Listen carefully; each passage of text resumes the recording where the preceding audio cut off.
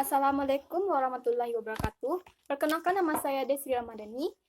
Dan video ini saya buat untuk memenuhi ujian akhir semester kuliah saya, yaitu mata kuliah Bahasa Indonesia.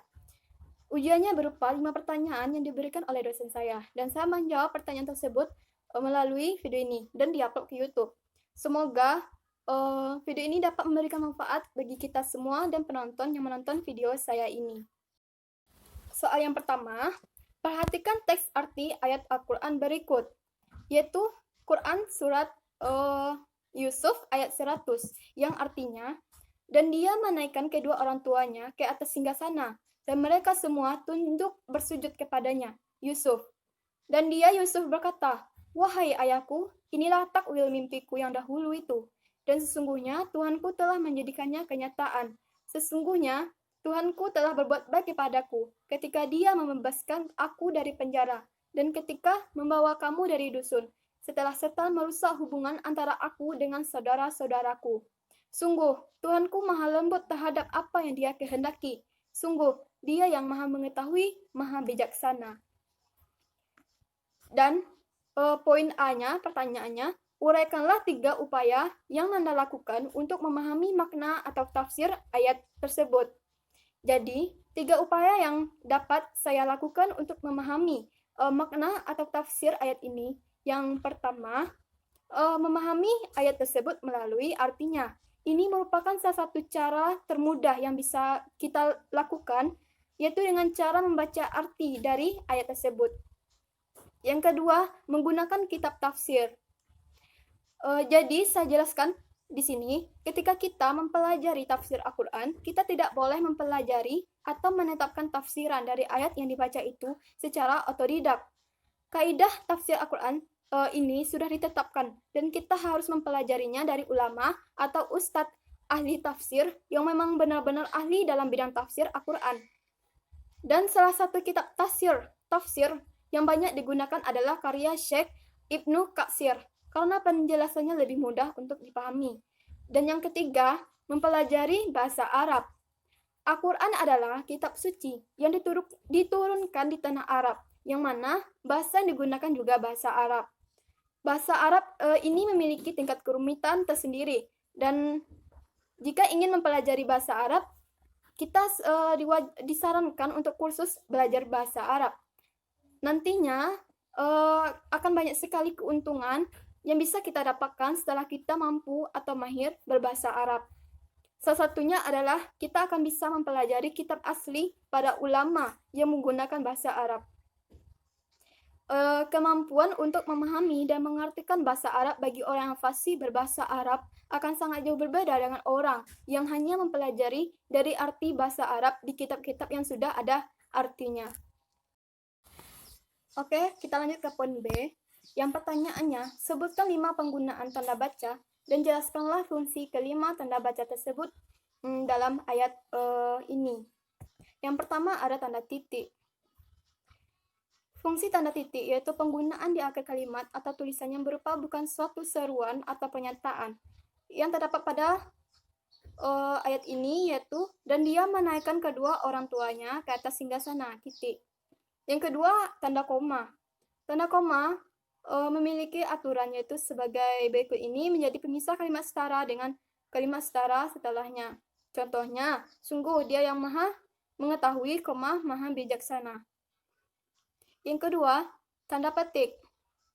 Tanda petik dipakai untuk mengapit petikan langsung yang bersumber dari pembicaraan dan naskah atau bahan tertulis lainnya.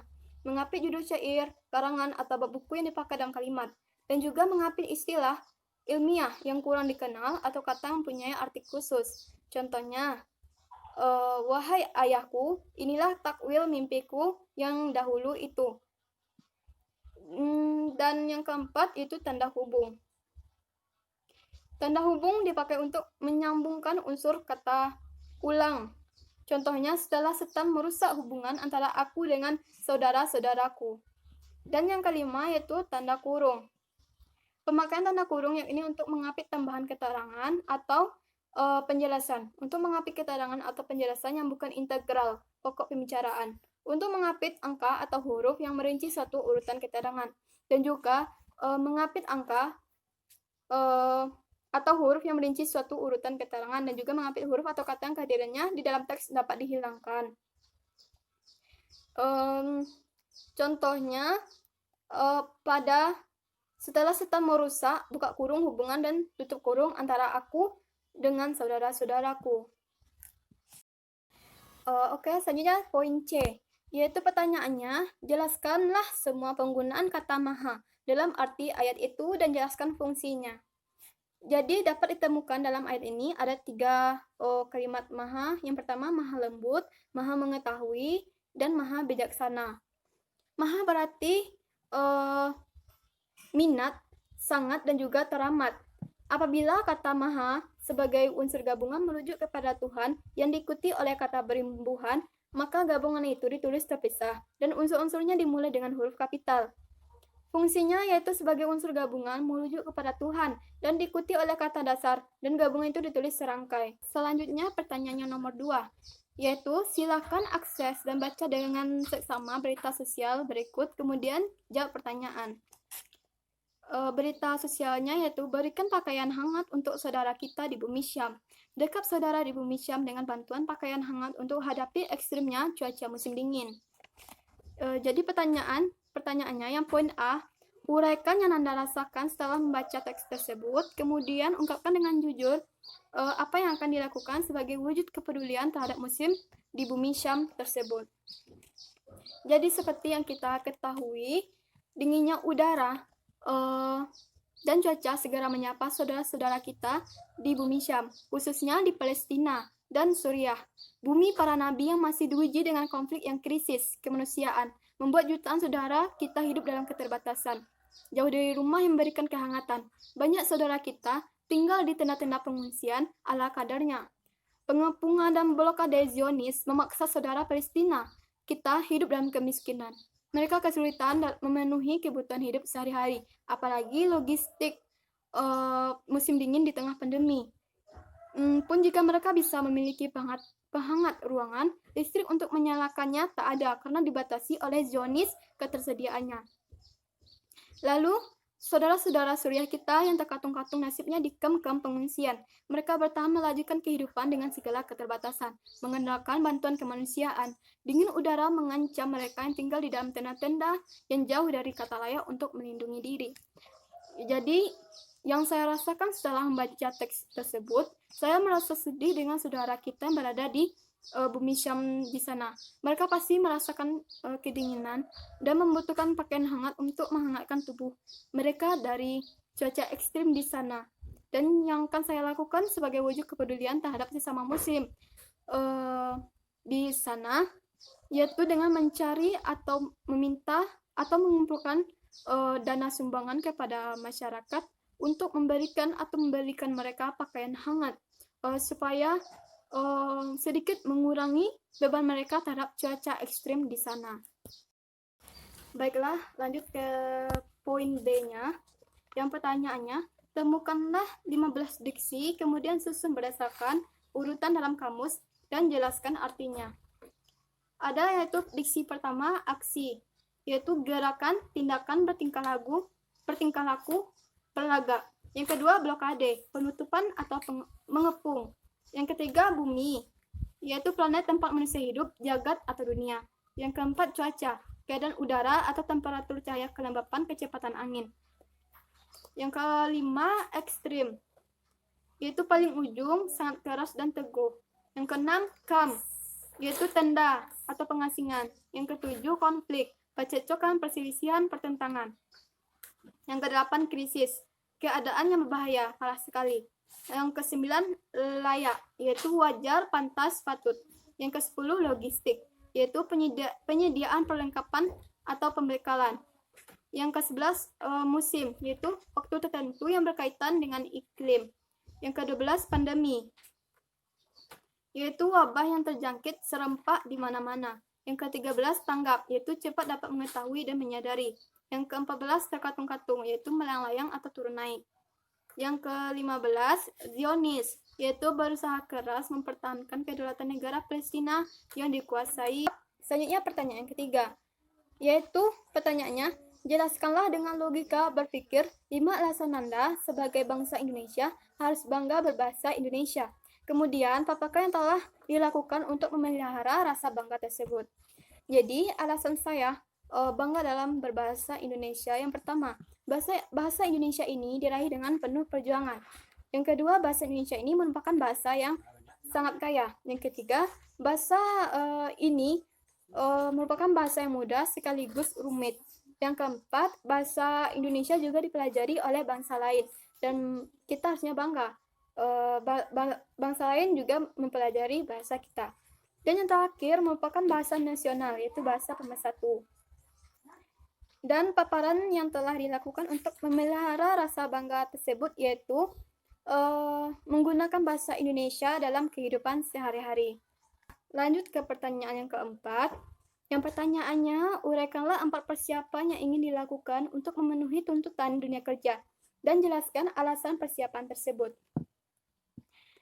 Jadi, yang pertama, kita perlu memperluas wawasan dan keilmuan kita.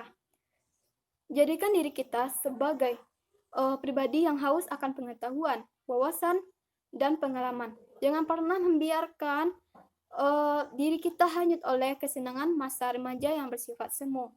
Yang kedua, menyusun ide dan perencanaan matang. Kita perlu menyusun ide dan perencanaan yang matang terkait apa dan bagaimana pekerjaan yang layak untuk kita. Bisikan dalam pikiran kita tentang apa yang harus kita lakukan untuk masa depan nanti. Apakah kita bisa sukses? Bagaimana proses bekerja yang akan kita kerjakan nanti? Dan lain sebagainya. Dari pertanyaan-pertanyaan tersebut akan muncul beberapa ide dan rencana yang matang yang nantinya akan berguna untuk menentukan target dan tujuan, serta lebih responsif untuk menggapai masa depan yang cerah. Yang ketiga, bulatkan keputusan kita. Nah, jika kita sudah menyusun ide dan perencanaan terkait masa depan, kita berarti setidaknya sudah memberikan gambaran jelas tentang target masa depan. Sekarang saatnya bagi kita untuk membulatkan keputusan untuk menggapai target yang sudah kita buat dengan berusaha dan berusaha. Dan yang terakhir, manfaatkan waktu dan uang sebaik mungkin. Kita belum terlambat untuk melangkah menuju masa depan yang cerah. Perjalanan yang kita tempuh masih belum sepenuhnya berakhir. Jangan menghabiskan waktu hanya untuk kesenangan yang sia-sia. Begitu juga menghamburkan uang untuk berfoya-foya. Kini coba kita sadarkan diri kita sendiri dengan lebih memanfaatkan waktu dan uang sebaik mungkin. Nantinya kita pasti membutuhkan keahlian dalam bekerja dan juga modal yang cukup. Apalagi jika kita ingin merintis bisnis sendiri. Pertanyaan terakhir yaitu buatlah pidato singkat yang berdurasi 5 menit dengan minat masing-masing. Assalamualaikum warahmatullahi wabarakatuh. Pertama-tama marilah kita panjatkan puji dan syukur atas kehadirat Allah Subhanahu wa taala sebagaimana telah memberikan rahmatnya kepada kita sehingga kita masih bisa dapat bercanda, berbagi kesedihan dan kesenangan pada hari ini. Serta tidak lupa juga kita hantarkan salawat serta salam kepada junjungan Nabi besar kita, Nabi Muhammad SAW, yang telah membawa kita dari zaman jahiliyah kepada zaman Islamiyah yang penuh dengan keberkahan ini. Baiklah, tidak memperpanjang lebar lagi, saya akan menyampaikan sebuah pidato tentang gaya hidup remaja masa kini. Gaya hidup merupakan gambaran bagi setiap orang yang mengenakannya dan menggambarkan seberapa besar nilai moral orang tersebut dalam masyarakat di sekitarnya. Atau juga, gaya hidup adalah suatu seni yang dibudayakan oleh setiap orang. Gaya hidup juga sangat berkaitan erat dengan perkembangan zaman dan teknologi.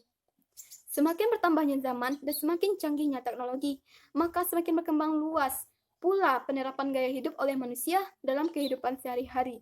Dalam arti lain, gaya hidup dapat memberikan pengaruh positif atau negatif bagi yang menjalankannya. Ya, tergantung pada bagaimana orang tersebut menjalaninya. Gaya hidup sering disalahgunakan oleh sebagian besar para remaja, apalagi remaja yang berada dalam kota metropolitan. Mereka cenderung bergaya hidup dengan mengikuti mode masa kini. Tentu saja, mode mereka tiru adalah mode dari orang barat. Jika mereka dapat memfilter dengan baik, maka pengaruhnya juga akan positif. Dan sebaliknya, jika tidak pintar dalam memfilter mode dari orang barat tersebut, maka akan berpengaruh negatif bagi mereka sendiri. Salah satu contoh gaya hidup para remaja yang mengikuti mode orang barat dalam kehidupan sehari-hari adalah masalah berpakaian.